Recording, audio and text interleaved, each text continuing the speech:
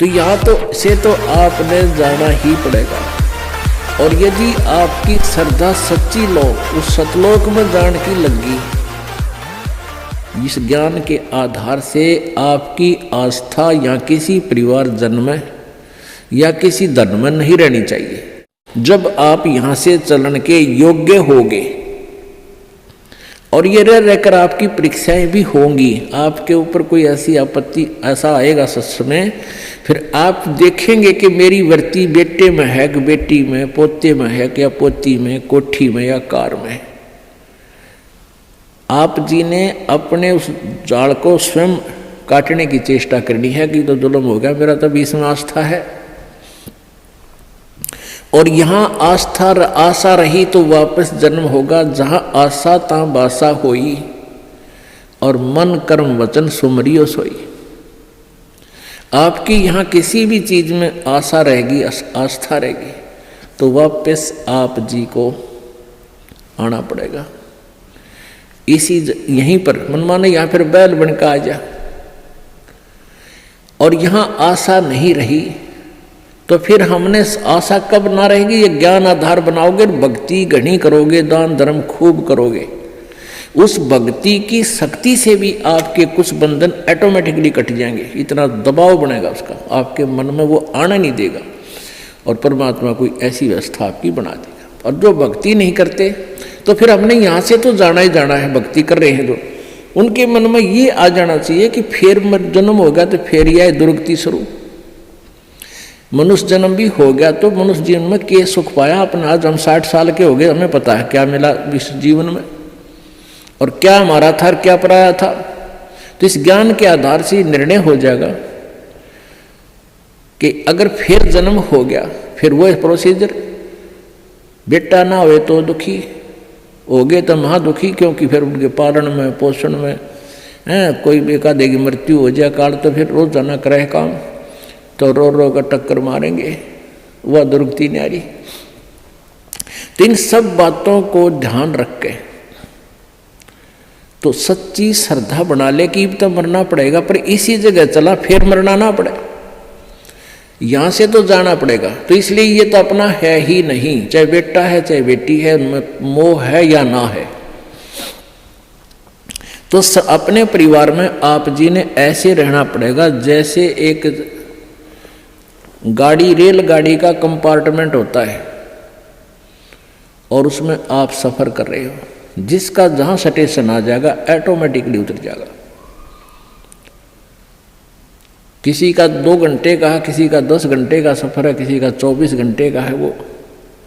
तो ऐसे ही आप जी इसको ऐसा समझ कर रहोगे जैसे रेस्टोरेंट होते हैं, होटल में जाकर डट गए, तो वहाँ सारी सुविधाएं होते हुए भी आपको पता है कि ये मेरी नहीं है, उनका प्रयोग भी करना है। उनमें मेज कुर्सी पलंग टीवी वहाँ पर है, उनका पंखा कूलर एसी फ्रिज, उनका प्रयोग भी करना है, लेकिन अंडरस्टूड होता है कि मेरी को ना, ये तो धनी की है। तो ऐसे ही ये सारा रेस्टोरेंट, ये होटल, ये काल का है और हमने किराए पर अपनी पूंजी जमा करा का यहाँ, तो ये कुछ समय का रहने का यहाँ पर मिला हुआ है और ये व्यवस्था बता दी, इस खेती में बना रखा, ये मजदूरी कर, ये ऐसे खा ले, ये या छोड़ रखा है। लेकिन ये अपनी नहीं, हम यहाँ होटल में कुछ दिनों के लिए सटे करे हुए। यदि ऐसी आस्था आपकी बन जाएगी तो फिर कोई पल्ला नहीं पकड़ेगा आपका, कोई बाधा नहीं बनेगी। अन्यथा जो भक्ति नहीं करते हैं उनकी कैसी वृत्ति होती है। अब जैसे कोई पिछले जन्म में भी कोई भक्त भक्ति करता था और वो पार ना होया, आप जी हो, परमात्मा चाहते हैं कि तुम सभी पार हो जाओ, बहुत अच्छी बात है, क्योंकि पार होने के लिए तो ये सारा खेल हो रहा है आपको पार करने के लिए। अब विद्यालय में बच्चे फेल भी होते हैं और पास भी अधिकतर ही होते हैं, और कुछ एक फेल भी हो जाते हैं, तो वो फेल हुए हुए गणे दुखी होया करें। तो ऐसे ही एक व्यक्ति किसी जन्म में कोई प्राणी, कोई आत्मा परमात्मा से विमुख हो गया, भक्ति ना करी, छोड़ गया, तो उनको फिर लेता है भगवान शरण में। एक किसान के घर जन्म हो गया उस पुण्यात्मा का।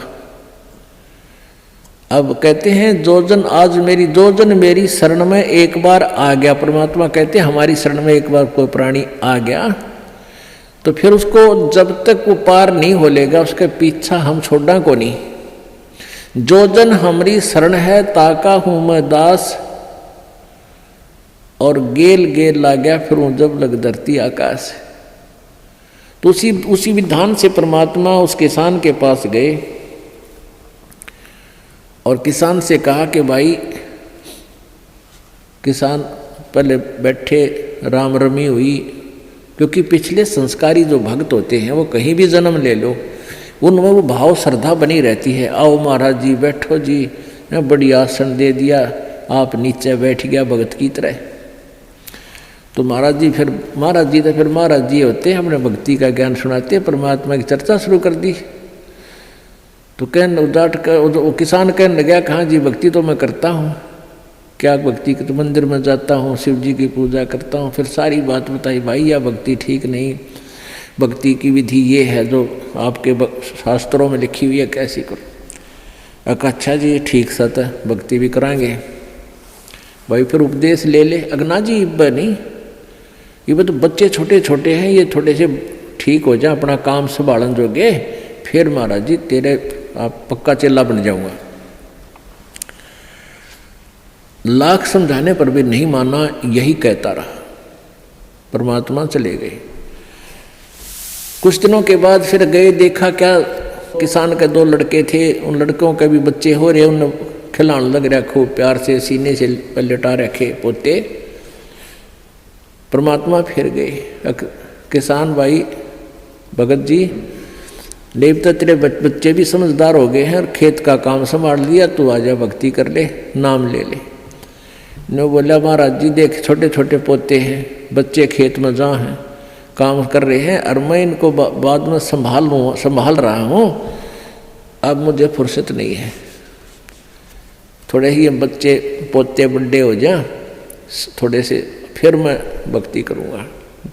बहुत कहने पर भी नहीं बोला, ना बाबा जी दुखी ना करे मैंने, क्यों पोते घने प्यारे लग गया करे।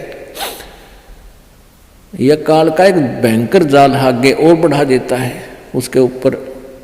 अब बेटे तो उल्टे बोलने को धमका दे, कोई खुरका दे, और वो पोते बोला करे प्यारे प्यारे, तो वो घने प्रिय लगते हैं।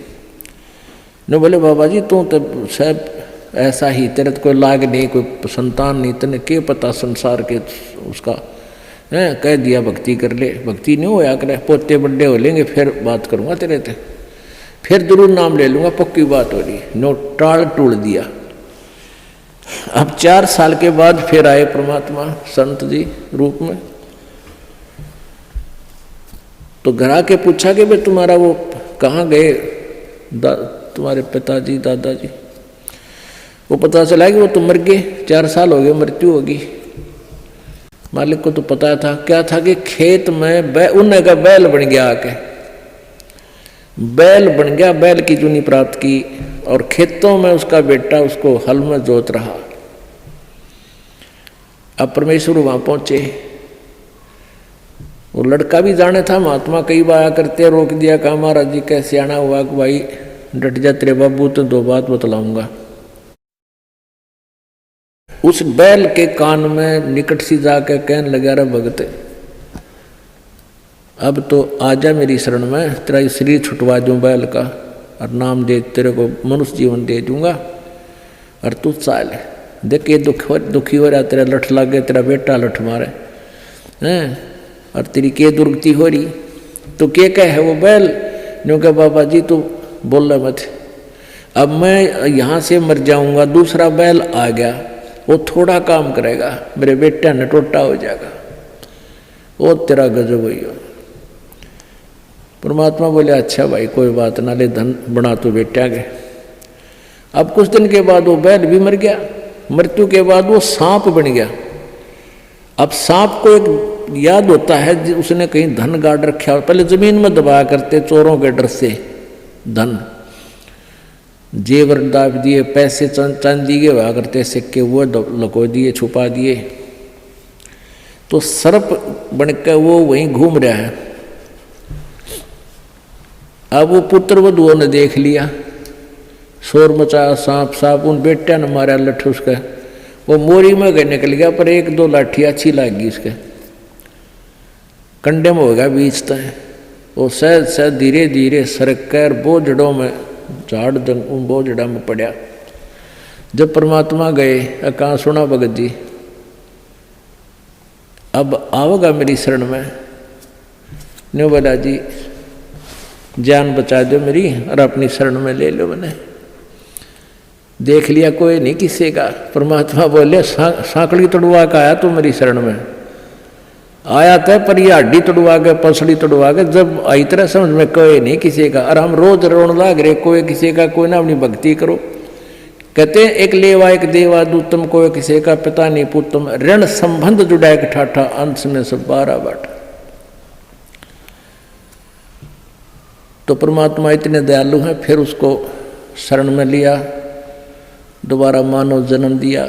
आगे देखो वो सूतमा होगा कि ना, फिर वह बीमारी शुरू कर ले मन माने। तो ऐसे दयालु है परमात्मा, पुण्यात्माओं। ये मनुष्य जीवन बार बार नहीं मिलता और ये ज्ञान नहीं मिलता।